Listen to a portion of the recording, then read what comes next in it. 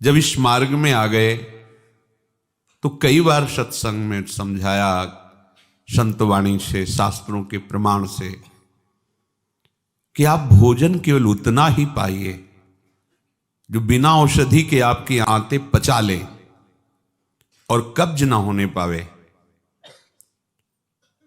यदि आप रसेंद्री के स्वाद के वशीभूत होकर के प्रसाद खूब ग्रहण कर लिए, वातों की सामर्थ्य नहीं है, क्योंकि आप क्रियारत नहीं हैं।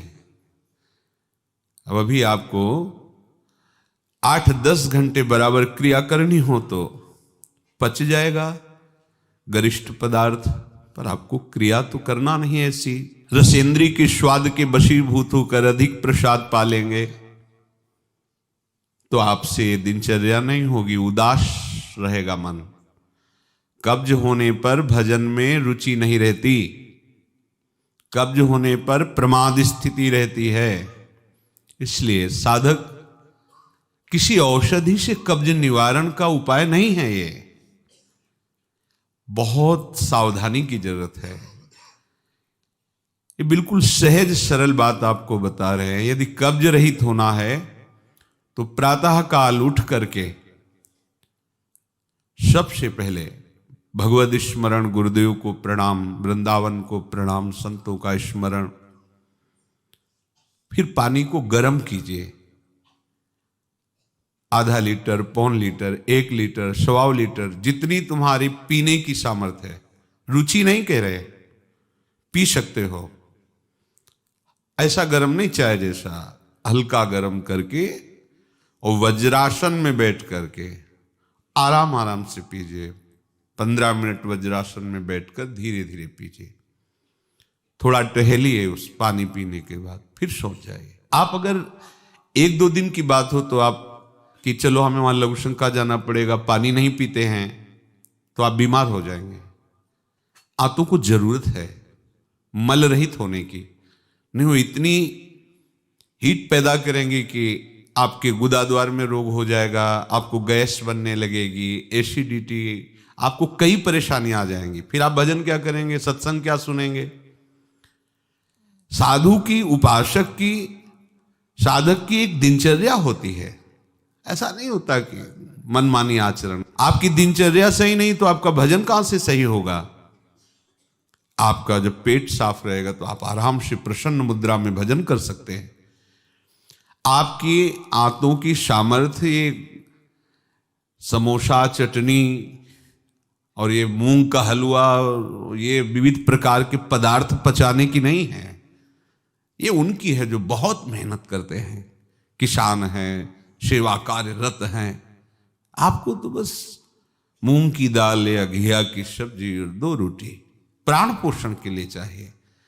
प्रसाद पाने के बाद आपको लगे कि मैं अभी 2 रोटी पा सकता हूं, इतने में बंद कर दो, क्योंकि हमें पानी भी इसमें डालना है, वायु के लिए भी खाली रखना है, पूरा यहां से नहीं ठांस लेना है।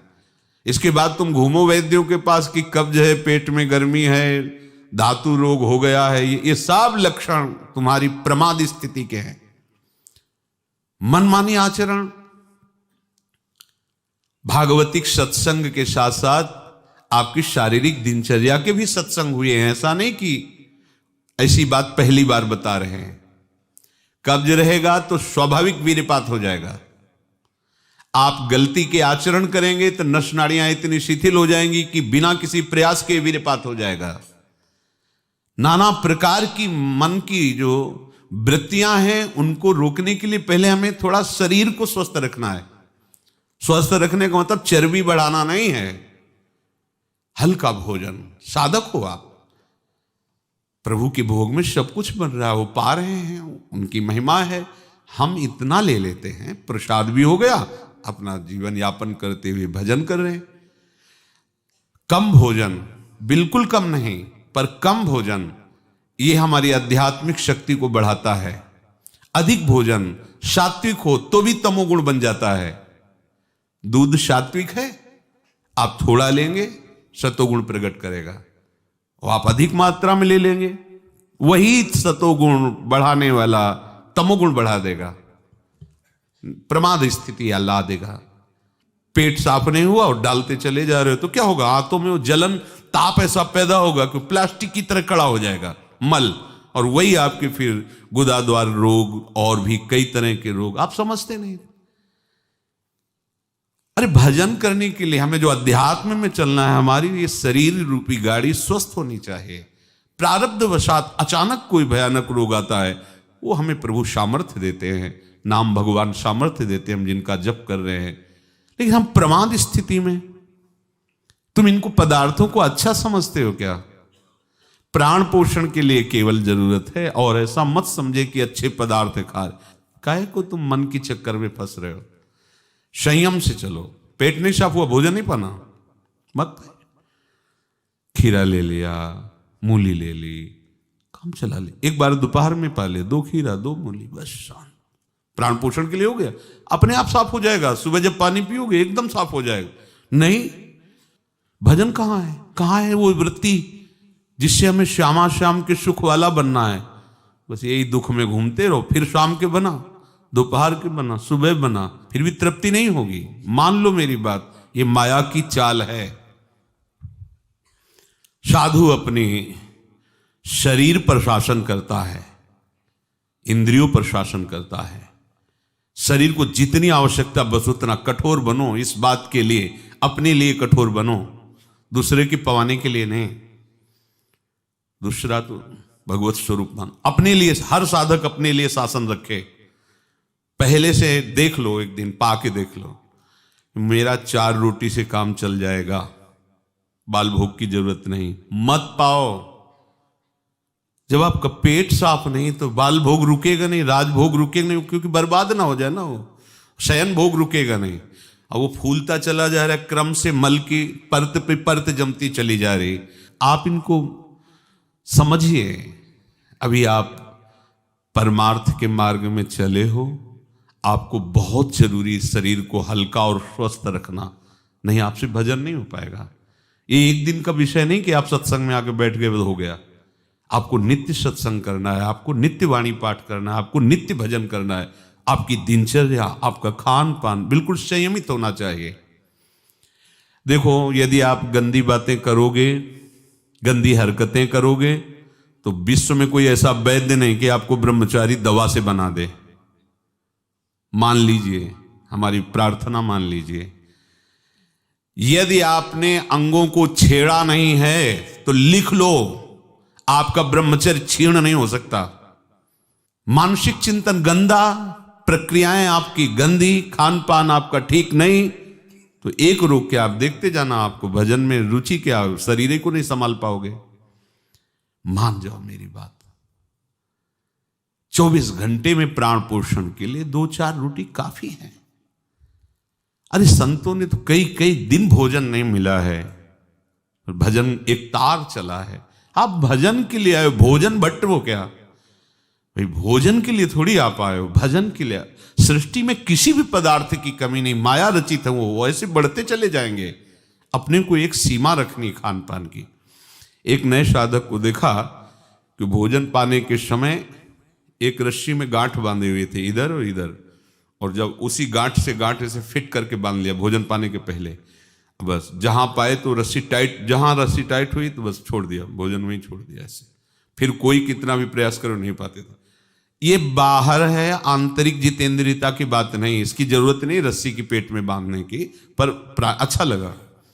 प्रारंभिक स्थिति में ठीक है कि हाँ जहां टाइट होगा तुम खोल, मतलब बंद कर देंगे, तो उसे पहले ही देख लो कि हमें इतना पाना। ये जहर है और ये जीवन है, दोनों बात समझो। अधिक पौष्टिक पदार्थ आपको ब्रह्मचर्य नहीं रहने देगा। अधिक पौष्टिक पदार्थ आपकी आंतें खराब हो जाएंगी, पच नहीं पाएगा, क्योंकि आपसे सेवा नहीं होती।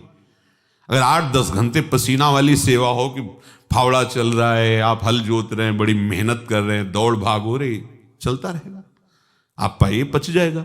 अब आपको सेवाएं हैं नहीं, आप मनमानी रसेंद्री की तृप्ति के लिए, ये शरीर तो पांच भौतिक ही है ना। उचित आहार कितनी बार समझाएं। जैसे भोजन आवश्यक है वैसे ही जल आवश्यक है, उतना वायु। ये पेट बना हुआ एक थैली है, तुम नहीं हो पेट, तुम नहीं हो रसेंद्री, तुम नहीं हो भोक्ता। काहे को मूर्खतावश ये जो शरीर रूपी गाड़ी मिली इसको नष्ट कर रहे हो और अपनी यात्रा को रोक रहे हो। इसका एक सिद्धांत है, एक हिस्सा अन्न, एक हिस्सा पानी और आधा हिस्सा वायु के लिए रहने दीजिए। ऐसे रखा जाता है, तभी आप देखना ऊर्जा शक्ति आपकी बढ़ेगी, भजन की वृत्ति बनेगी आपकी।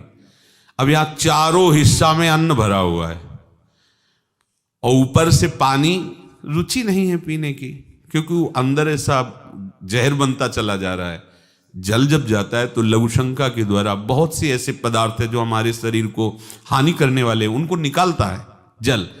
मल की आंतों में जाकर मलाशय में वो मल को गीला करके निकालने की चेष्टा करता है। अब हम भजन को तो देख नहीं रहे हो, भोजन को देख रहे हैं। इस समय ये प्रार्थना मान लीजिए, आपका जीवन स्वस्थ होना चाहिए। अचानक कोई असाध्य रोग आता है तो भगवान सामर्थ्य देते हैं, पर आप खुद अपना नाश कर रहे हैं। अधिक भोजन करने वाला, स्थूल प्राण वाला, चंचल मन वाला कभी भजन में नहीं रुचि हो सकती। सूक्ष्म भोजन वाला, सूक्ष्म प्राण वाला, सूक्ष्म मन वाला भजन करता है। मान लीजिए आप लोग पता नहीं इतने भोजन के पीछे क्यों पड़े हैं। आपके पेट में कब्ज 2 दिन उपवास रहे, नहीं पाना है भाई, नहीं जगह है, पानी अपने आप साफ हो जाएगा। नहीं, भोजन तीनों टाइम डालना है। ऐसी कोई औषधि बनी है क्या कि आप कुपथ्य करते रहो, मनमानी आचरण करते रहो, आप ठीक हो जाओ? अगर बाई चांस किसी को ऐसा कब्ज है तो बताया है आपको, इस वर्षों सेवन की हुई औषधि, जब कभी ऐसा लगा तो छोटी हर 1 चम्मच और 1 चम्मच इसबगोल की भूसी उसमें मिला लीजिए। शाम के 200 ग्राम 250 ग्राम गुनगुना दूध से ले लीजिए। ये ऐसी है कि आपको बार बार परेशान नहीं करेगी, पर ये धीरे से आपके कब्ज को, क्रम को नष्ट कर देगी। जो अंदर बना हुआ कब्ज है वो धीरे धीरे कई दिनों तक बराबर लेते रहिए। पकवान, गरिष्ठ पदार्थ ये उपासक के लिए वैसे ही अनुकूल नहीं, भले कब्ज ना होती तो भी अनुकूल नहीं। आप मूंग का हलवा पाएंगे, आप बादाम पिस्ता पड़े हुए पदार्थ पाएंगे, आप भजन करेंगे। कैसे, मतलब क्या केवल रसेंद्री की तृप्ति ही हमारा उद्देश्य है क्या? कैसे तुम्हें ये बात अच्छी लगती है कि हमें पदार्थ भरपेट पाने? अरे हमें भरपेट भजन करना है। अब वो देखने को नहीं मिलती वो बात जो पुराने साधकों में एक जलन होती है, एक ताप होता है भगवत प्राप्ति के लिए।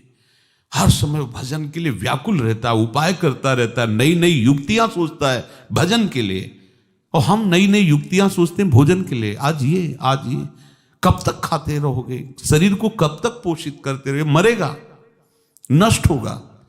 जिस काम के लिए है वो काम बना लो। ये तुम्हारा शरीर नहीं है, तुम शरीर नहीं हो, ये नष्ट होगा, मान लीजिए।